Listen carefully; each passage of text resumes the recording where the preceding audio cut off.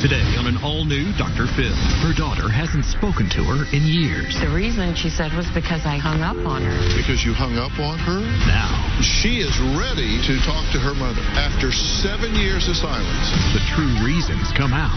You abused me. Did you beat this child? No. I remember pulling her hair. There's a big difference between I snagged her hair versus I pounded on her till she has hearing loss. Let's do it. Have a good show, everybody. Here we go. This is a safe place to talk about hard things. Stand by, Dr. Phil. I try to be an emotional compass and point you in the right direction. 5, 4. I am not giving up on you. Go, Dr. Phil.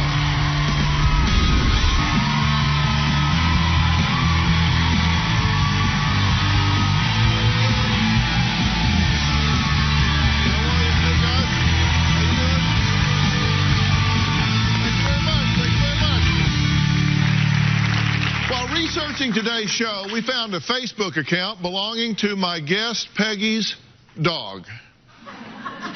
The dog named Princess Satori posted the following, quote, I tried to friend Jen, but apparently I'm blocked. Who blocks a dog? Close quotes.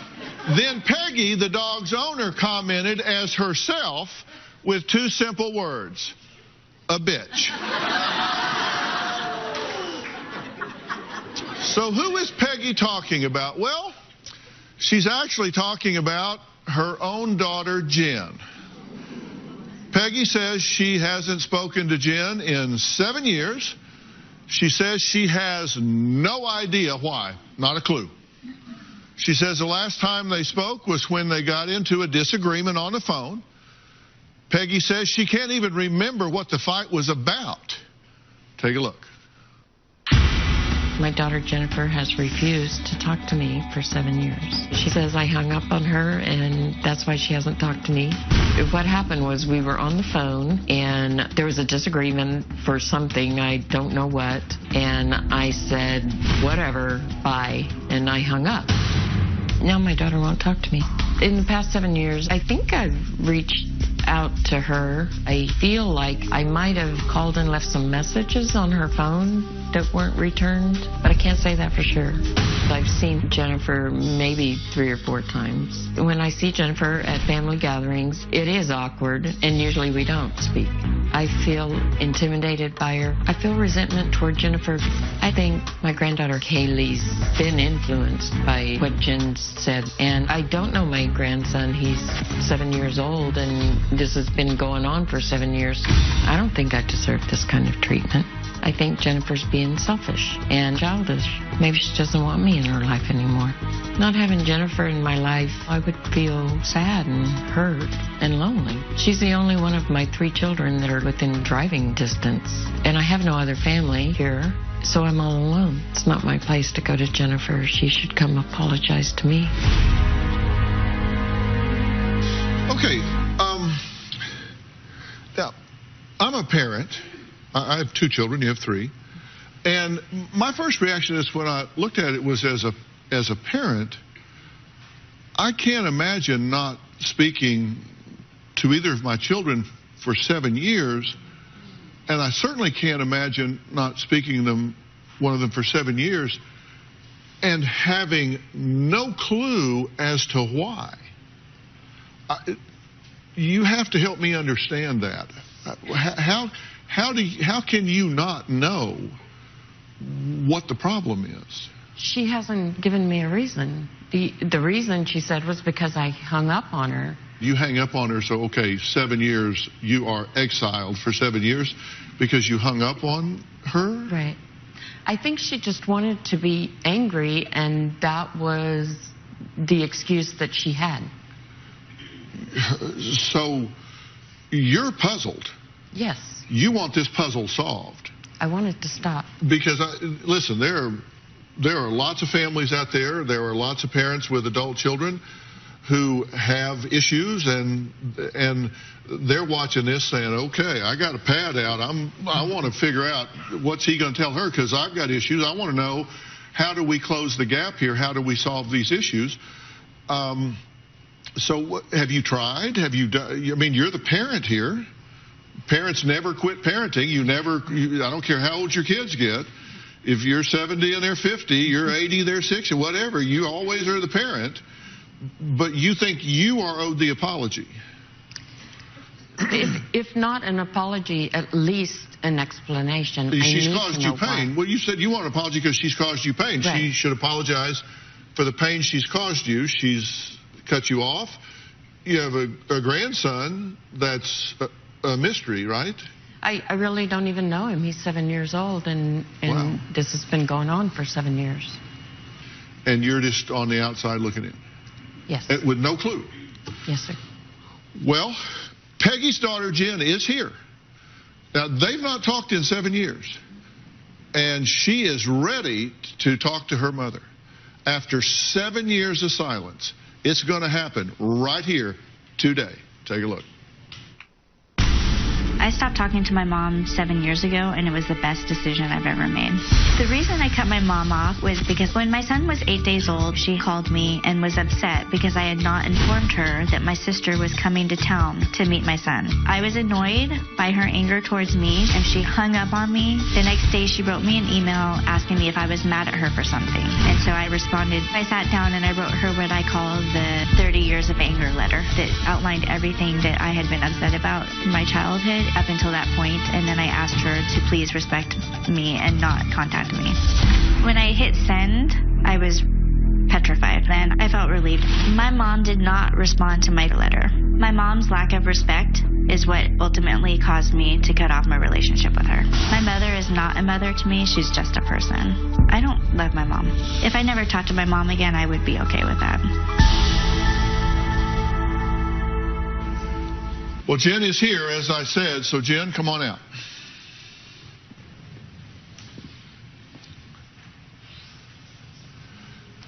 Jen, Dr. Phil, how are you? Good, how are you? If you would, I'm up. That's a climb. You've not spoken to your mother in 7 years. Correct. I've been talking to her for just a few minutes. We've just met. She's told us before today and reiterated to me today that she feels like and is here because you owe her an apology. I don't owe you an apology. You owe me an apology. For what? Really. You owe me an apology for neglecting me, for not being a mother,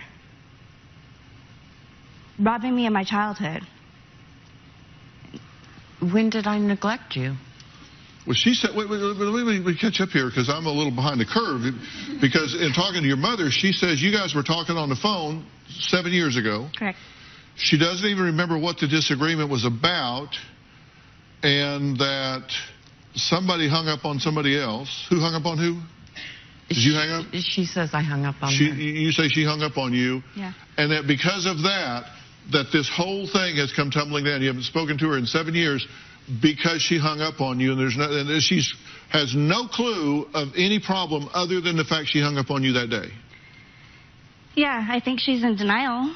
31 years of denial.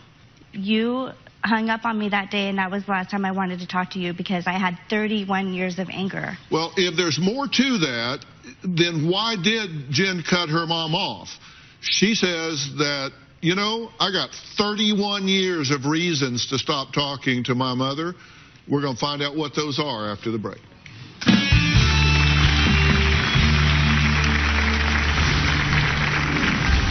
When I'm getting ready in the morning, I look in the mirror and I see my mom. I see her eyes. I see the shape of her face. I feel disappointed because I know she's just an ugly person on the inside, which makes her ugly on the outside, and I don't want to be that person. I am afraid that I might be that person someday. Tomorrow on Dr. Phil. She's lied about their father's death. Well, guess who's on the phone? Steve Sr. She's altered checks. You added a 9 to the 50. And This makes me want to say, forget it. If you want to get self-righteous and storm off of here, knock yourself out. I don't care. She's got a real attitude. You don't even know what it took to come here. I've seen this act from you about 100 times. Get out of my life. That's tomorrow. I do not forgive my mom. My mom has never apologized in a way that I feel was genuine. I know that forgiveness is for me and not for my mom, but I don't know how to do that without saying it's okay. My ultimate goal is to forgive Jennifer for the pain she's caused me. I can't remember that I've had an opportunity to apologize to Jen. I'm not sure I'd want to apologize to her, actually. Maybe because I feel like she owes me an apology. Well, Peggy and her daughter haven't spoken to each other in 7 years. Peggy says other family members have told her that Jen stopped speaking to her because of the past, but Peggy says that's just ridiculous. She says she loved her kids and was a good mom. Jen, however, has a very different opinion of how all of that took place. Take a look at this. My mom was the worst mom. My childhood was pretty horrible. My mom had me when she was 16. I lived with my grandma for the first 3 years of my life. When I lived with my mom, I was miserable. I did not like her, and I hated my life there. My mom was physically abusive. She would hit us, kick us, punch us. When I was about 10, she grabbed me by my hair and started punching me on my neck repeatedly with both fists. Everything went black, and I was dizzy, and because of that incident, I have lifelong lasting effects. I have migraines almost daily. I have a bad back. I also have injuries consistent with whiplash, and I've also had some hearing loss in my right ear. My mom was also emotionally and mentally abusive. She made me feel really horrible as a person. She would tell me that I made her hate me, that I'm ugly. I didn't feel loved. I didn't feel like I could do anything right. I just felt like I was a burden. When I was 11, my mom told me that she was going to put me in foster care, so I just decided to run away. I took a taxi to where I caught a Greyhound bus and got a ride to San Francisco. When I arrived in San Francisco, I called my dad and stepmom and asked them to come pick me up, and they did. Growing up, I got the brunt of the abuse until I moved out, and then it moved on to my sister. I don't think my mom knows what real love is. She says the words, I love you. I don't think she even knows what that means. I didn't ask to be born to her. I didn't have a choice. My mom never should have been a mom. Well, it sounds like a lot more going on than just hanging up on her. Where did this foster home stuff come from?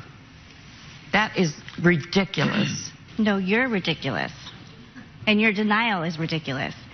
You said you were hit to the point that you have hearing loss. I do. Is that true? I remember. Did you beat this child? No. I remember pulling her hair. She turned to run away. I grabbed her hair and pulled her back. Now, there's a hell of a big difference between she was turning and I snagged her hair versus I pounded on her till she has hearing loss. If she's lying, then you need to say so. But if she's not, you need to own that. I don't know. You can go talk to a therapist for a year and you can get to this point, or I can just tell you now. And I'm just telling you now, you're either going to own this or this thing's going to fall apart. So your choice. I wasn't there. I don't know. The floor is yours. I don't think she's lying. I don't think you're lying. I just don't think it's accurate. You abused me. You can start by acknowledging that. Did you beat this child? I didn't beat her. I don't believe I beat her. I don't. If the things she say happened, I do not remember that. Is it possible that you weren't present at the time because you were in an altered state of consciousness? You mean like I was so angry I kind of blacked out? Take a look at this. My mom put her men and her drugs ahead of the kids. There was never a time where the boyfriends and the drugs did not take a priority. Between the ages of 9 to 14, my mom had so many boyfriends. I would say probably about 10 to 15. It was a revolving door, and I thought she was a slut. My mom is a drug addict. From a very young age, I've been aware that my mom was a drug user. I knew it from probably as young as 4. In my earlier years, I believe my mom was only smoking pot, but my mom started doing meth in my early teenage years. I knew exactly where the meth was, in my mom's bedroom. My mom was also selling drugs. There was one time when she asked me to come to her house for the weekend to help her do her errands because she had had knee surgery and couldn't drive. And I didn't realize at the time, but looking back, what happened was we went and picked up drugs, and then we dropped off the drugs. She wasn't able to fool me, even though she thought she was. Since I've not talked to my mom in 7 years, I cannot say for sure that she is still using, but I've heard that my mom is abusing her prescription drugs and drinking. So when she says she's a recovered addict, she is not. That's what I mean. I did. Were you high? Were you in an altered state of consciousness? Do you not know? Is it possible that you're not lying or in denial? Is it possible that you may have been high at the time? It's a possibility. And that doesn't mean that we're ridiculous because you don't remember. I said what you said was ridiculous. I didn't say you're ridiculous. You know, this is why we don't have a relationship. You wanted answers? This is why. What? Because I don't agree with you? No, because of the way you talk to me, lack of respect, and because you're a mean person. And until you can acknowledge what you've done, I'm not moving forward with you. I'm not. Well, Mom may not remember too much, but we do have another witness from the past who is here today. We're talking about Jen's sister, Becky. We're going to add her to the conversation when we come back, and maybe we can piece this puzzle together. We'll be right back.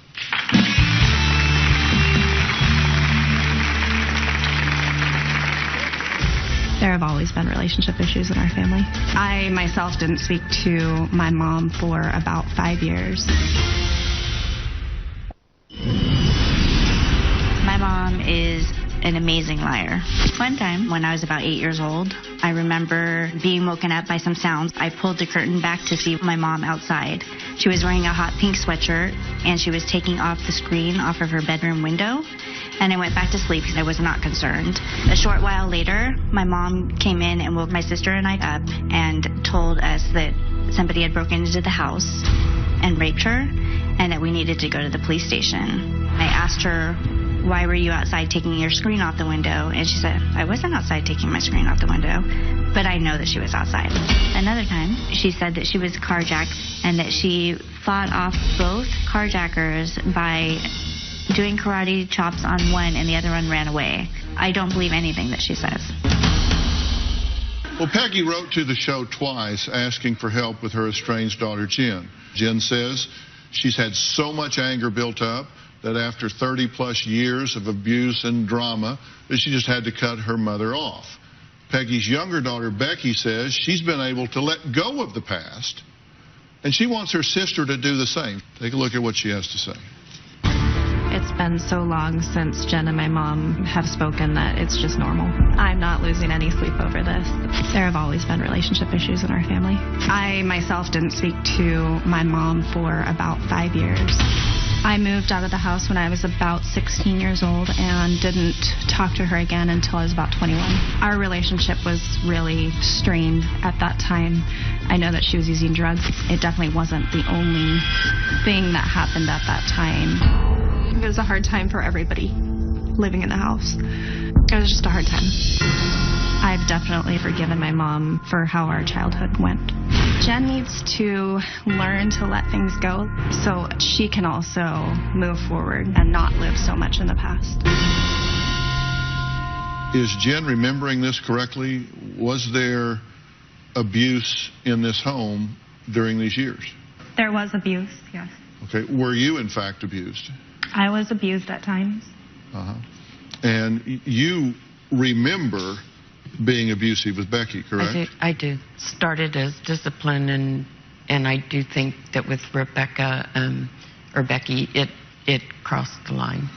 So Becky here, who actually is on the side of wanting to put this behind and move on, is confirming what your other daughter is saying.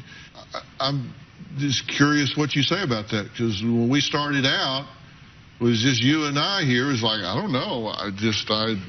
We were on the phone, and 7 years later, she's not talking to me, and who knows? Thin-skinned, I guess. Well, Dr. Phil, I admit there was drug usage, and I regret it, and I wish I could change it, and I can't. After Jennifer grew up, she came back to live with me when she had her oldest daughter. They came to live with me, and everything was okay then. So I don't understand why after she grew up and everything was okay, and then all of a sudden it's not okay. Why is that? I did come back and live with you for a few months. I was hoping that we could have an adult relationship. And we did. No, we did not. When Haley and I lived there, you were still the same person you were when I moved out. You weren't physically abusing me anymore, but you were still manipulating, you were mean, you were not loving to Haley. It was really awful. Do you remember sending me IMs when I was at work saying, why is it that the pots and pans can end up in the sink, but they can't get back into the drawer? When all I had done was done you a favor and did the dishes that were in the sink, and I left them out to dry. Or when I had lit incense earlier in the day and you came down and woke me up in the middle of the night yelling at me about it. Okay? These are just small examples of the kind of person that you are. Haley and I did not live with you for very long because you had not changed. You didn't live with me for very long because you got your job and you got on your feet and you got an apartment. We were not happy. I'm sorry you weren't happy. So why did you just tell Dr. Phil that we were living there and everything was fine? It was not fine. The way I remember it, it was fine. Right, because you're in denial. This is my reality. That's yours. I can't be in denial of something that I don't remember. Did you make a false claim about the house being broken into and you being raped? No. She was outside taking the screen off of her bedroom window. There was somebody in the house. I went out the window. Were you naked? It was in the middle of the night. I didn't have time to get dressed. Closed captioning provided by...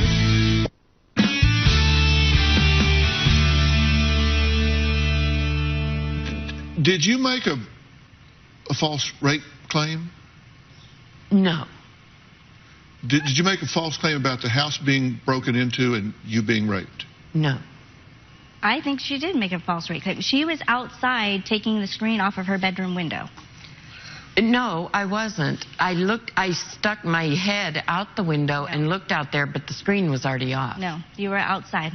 You were outside and you were wearing your hot pink sweatshirt. I will never forget it. I asked you about it that day. I was wearing that sweatshirt, yes. Did you claim the house was broken into a second time and you had to climb on the roof to escape the neighbor? Oh, I got up in the middle of the night. There was somebody in the house. I went out the window on the second floor onto the roof and tried to climb down the tree, and the tree broke and I broke my foot. Were you naked? I had a T-shirt on. But it was in the middle of the night. I didn't have time to get dressed before I went out. Did you claim you were carjacked? Yes. Were you? Yes. We all know that. No, we don't all know that. You weren't there. I know. How do these many things happen to one person in their lifetime? That was the karate chop. I was not there. I'm not saying you were or were not.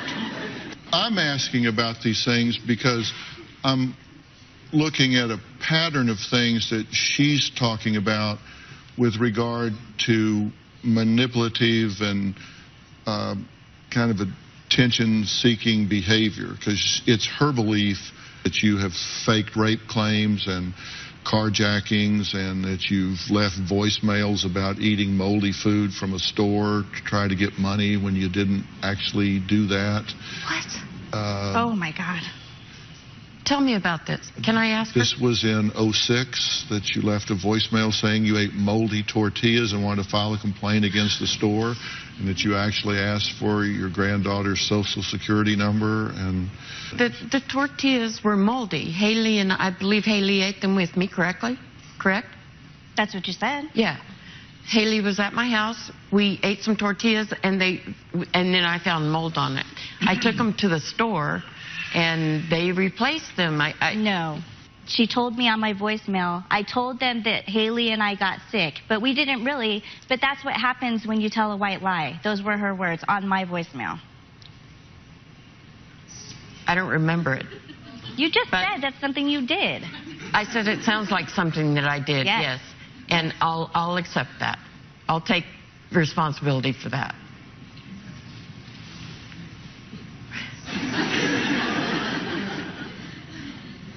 I've been looking at Twitter that's been rolling up while we've been talking about this. Jordana 951 says, if you want your daughters to get over the past, then give them a way to close those doors and open new healthy ones. At Pretty Unlimited says, sometimes people don't admit and apologize. They'd rather save face than save their relationships. At Feral Woman says, sometimes people have moms that shouldn't have children. I did. You have to learn to fold them and move on. Well, we'll talk about that when we come back. Up next, Jen's daughter Haley says her grandma sent her 27 text messages in 2.5 weeks, but she never responded. We're going to find out why. Is this her choice? Is her mother programming her? Is she getting caught in a tug-of-war here with extended family, which is not good? We'll talk about that after the break.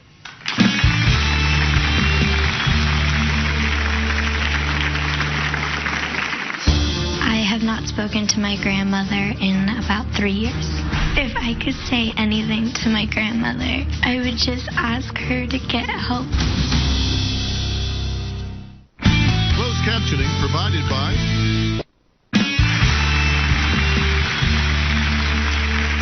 Until earlier today, Peggy and her daughter Jen hadn't spoken to each other in 7 years. Jen says her mother is a manipulator, a liar, and after 31 years of chaos, Jen says, well, she says she's just had enough. Peggy says since her daughter cut her off, she's been alienated from her family, including her granddaughter, Haley. Now, Haley says it was her choice to stop talking to her grandmother and says she really doesn't miss her. Take a look. I have not spoken to my grandmother in about 3 years. It was my decision to stop talking to her. I do not feel like I'm missing out on a relationship with my grandmother because even when she was in my life, we never had a strong bond. My mom and I have talked about what has happened to her as a child. It makes me very sad how my grandmother treated my mom growing up. If I could say anything to my grandmother, it would be that I do love her. I will always love her because she's my grandmother, but I would just ask her to get help so we could work on having a relationship together.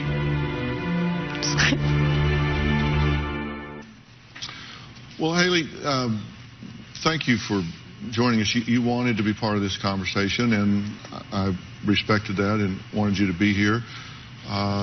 You haven't talked to your grandmother in quite some time. Yes. But she's here now. Is there anything you want to say to your granddaughter?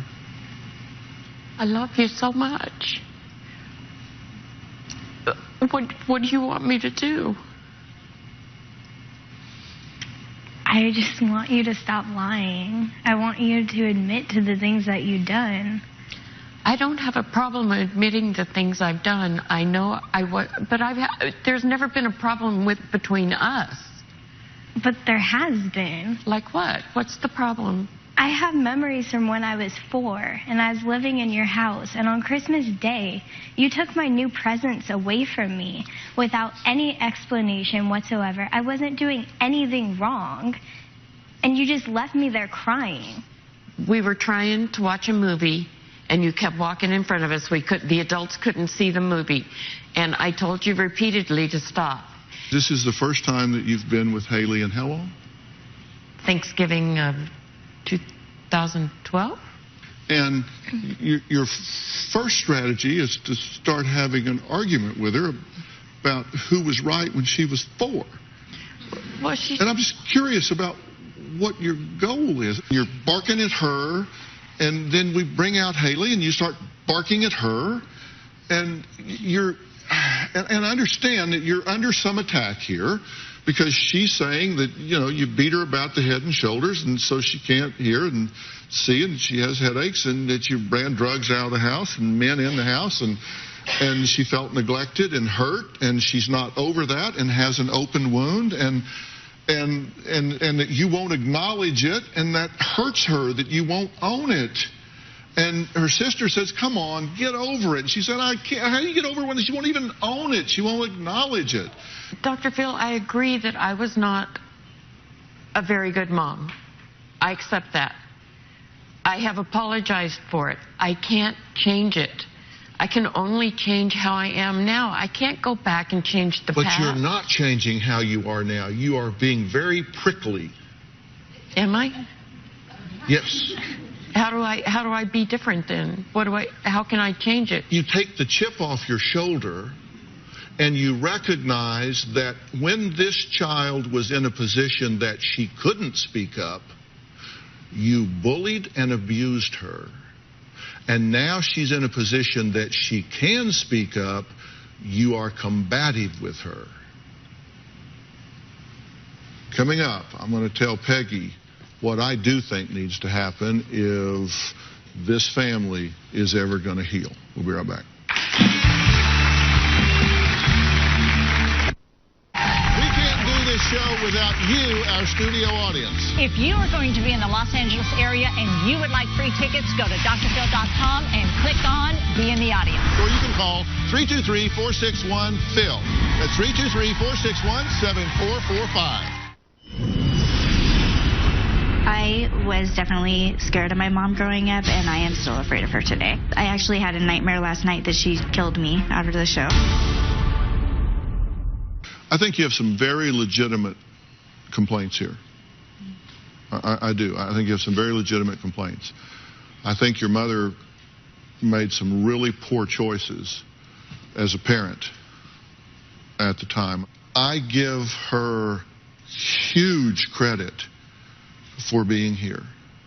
I'm not saying it means you run and jump in her arms. I'm not saying that at all. But I'm saying this. Family is very, very important. Extended family is very, very important. And I think what you do is you start taking small steps. I want to help you do that. Now, you two live in different towns. And I'm even going to fix that for you. Everybody knows that Jay and I have developed this Doctor on Demand that we have. We do medical work with that, where you can go to our app and be in front of a board-certified doctor in a matter of minutes. We also do mental health services with that as well. And so you're able to do full-on therapy sessions with the therapist from your home, and you can do them from remote locations together on your smartphone or on your computer or whatever. I've already made arrangements for the two of you because you said you were willing to take a step at a time. So we contacted our clinical psychologist, Dr. Sunita Mehta, and she's actually joining us over the Doctor on Demand site right now. Dr. Mehta, are you there? Yes, hello. Hi, Dr. Phil. You've been listening to a lot of this, correct? I have, yes. And you see, there's a lot of work to do because there is a lot of history here, but we do have two willing spirits here. And I'm really asking if you will work with these two. It'll be up to you whether you do this individual and then together or whatever, but if you will take these two under your very skilled wing and see if we can heal this family and bring them back together, because I truly believe their hearts are in the right place. Definitely, definitely. And you're willing to do this, right? Yeah. You know, it was interesting. At the break, Peggy leaned over and said, is it at all possible for me to take a drug test while I'm here to prove that I am not on drugs and that I am clean and sober? And I said, absolutely, we do that all the time. And I will take her up on that offer, and we will do that immediately on break here, just so you know that she's made a good faith offer here, and we'll move forward, because I want us to actually go forward and do this. Coming up, my next guest says she gets dirty looks whenever she parks in the handicapped section, but she says she's legitimately handicapped. We'll find out more about her condition next.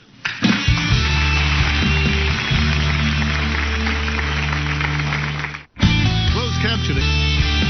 My next guest, Pam, has been living with rheumatoid arthritis for more than 15 years. At one point, she was virtually bedridden for 2 years. Yet Pam says people still don't understand how debilitating the condition is. Take a look. This is not your grandma's bad knee. This is so much more than just arthritis. This is a disease people can't see. So if I park in a disabled parking space, I've had ugly comments. Hey, miss, you're not disabled. You can't park there. And I just want to say, if only you could walk in my body for 10 minutes. It affects my lungs, my kidneys, my joints. I can't be the mom that my kids want or deserve. I can't make plans and say, let's go to the ballpark. Let's go on vacation. RA is a living hell. Well, Pam is here, and also joining us is our really good friend, Dr. Frida Lewis Hall, Chief Medical Officer of Pfizer. So welcome. Appreciate you guys.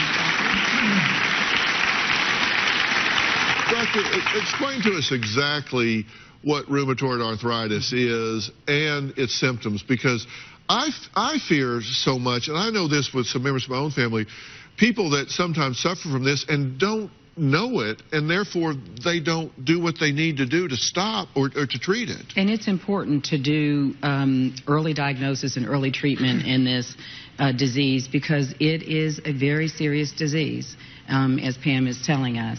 So rheumatoid arthritis, or RA as we call it, is an autoimmune disease.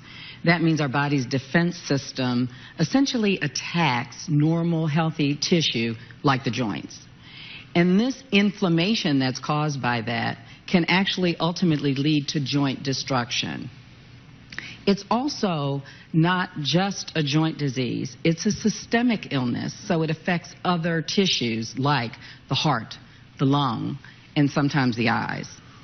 So, and a lot of people do get this confused with osteoarthritis, which is the most common form of arthritis.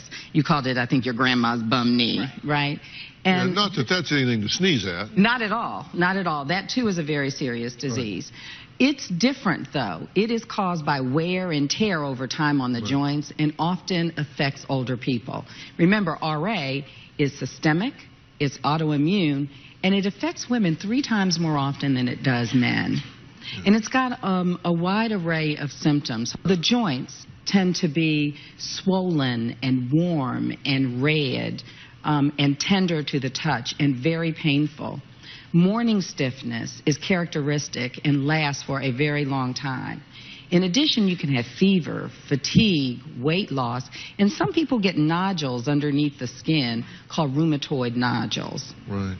And I think it's important for people to know this, because it's systemic, it does affect these other body parts and systems, so it can be a really life-threatening disease in terms of spreading. And have you had to deal with some of those issues? Yes, I've gone to the hospital twice since diagnosis with pleurisy, which is affecting the lungs. You know, I have the joint swelling, I have the fatigue especially, and I have rheumatoid nodules in some areas. Yeah, and I've had this in my family, and I've seen it, and I actually did my doctoral dissertation on the treatment of rheumatoid arthritis way back when we were still chiseling this out on stone tablets and stuff, and there's been huge strides have been made in the treatment of rheumatoid arthritis in the last years. Absolutely, and it is so very important to get an early diagnosis. So if you have any of these symptoms at any age, really urgently get to talk to someone about this. Speak with a rheumatologist, a specialist in this area, because you want to ensure an early diagnosis and a treatment plan that's really designed to be suited to you, because there are a wide range of options. And this is especially important because if you look at what can happen in RA, it is often a progressive disease, and any delays in diagnosis or treatment really increase the risk of longer-term destruction of the joints and disability. Does this cycle with you? Do you have sometimes that are better than others for you? Definitely. You know, I wake up, I'm very stiff in the mornings. It takes sometimes as long as 3 hours to work through that. And then I have to go throughout my day, and at the end of the day, it's just exhausting. It's hard to get through the day. Mm-hmm. Yeah, but if you, and I think the key is if people, no matter what their age, if they get to it early, makes a huge difference, right? Absolutely. And I think it's so important, and I say this to you, and I say it to people, I don't know why people struggle with this so much. If you have a disease, I don't care what it is, and certainly with something like arthritis, it's important to not put up a front, but to be real with family and friends and let them know so they can educate themselves about it. And it's important to understand that there are psychological components to this, because any chronic condition, it can really be frustrating. It can wear you down attitude-wise, right? Yeah, definitely. I mean, it affects me socially, you know, with friends, with family, and I find myself lying to everybody, yeah, I'm fine, but I'm not. I hide behind the smile. Yeah, and then it starts to feel very lonely. Definitely. Then you start to get depressed. Then you start to feel isolated, and it just starts to snowball. And attitude is so important in complying with treatment regimen and doing all the things that are so important. Of course, information is always key, and we have some information on GetHealthyStayHealthy.com for people who are suffering with rheumatoid arthritis to help get those conversations going with friends, family, and with medical professionals. I thank all of my guests today, especially Dr. Freda Lewis Hall. For more information on today's show, you can visit drphil.com. We'll see you next time. Thanks so much. Pam, thanks for talking about this.